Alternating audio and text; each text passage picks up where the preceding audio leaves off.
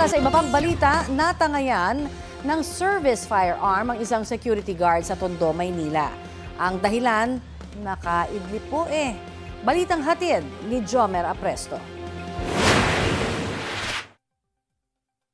Sa pool sa CCTV ang lalaking yan na lumusot sa harang para makaakyat sa saradong gusali sa Tondo, Maynila pasado alas 5 ng umaga kahapon.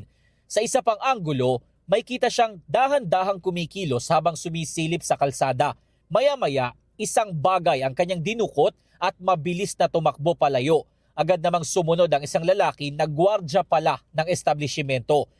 Ayon sa pulisya, ang bagay na dinukot ng lalaki, service firearm ng gwardya na hindi umano nakalagay sa holster at nakasukbit lang sa kanyang bewang. Hindi na raw itinuloy ng gwardya ang paghabol sa lalaki sa pangambang magamit mismo sa kanya ang baril na dinukot ng lalaki. Lumabas naman sa investigasyon ng mga otoridad na nakaidlip noon ang biktimang gwardya habang nanonood ng video sa kanyang cellphone. Kasi 7 to 7 yung duty niya. Pag umuwi siya sa umaga, nag-aalaga pa siya ng anak niya. Pag nag-duty pa siya sa gabi, medyo pagod siya. May person of interest na ang pulisya. Nagtalagang yun ang yun ang gawain niya, yung magnakaw. Inaano natin dito yung makuha natin, especially yung firearm kasi mahirap nun baka magamit pa sa illegal na aktibidad yung baril na nakuha.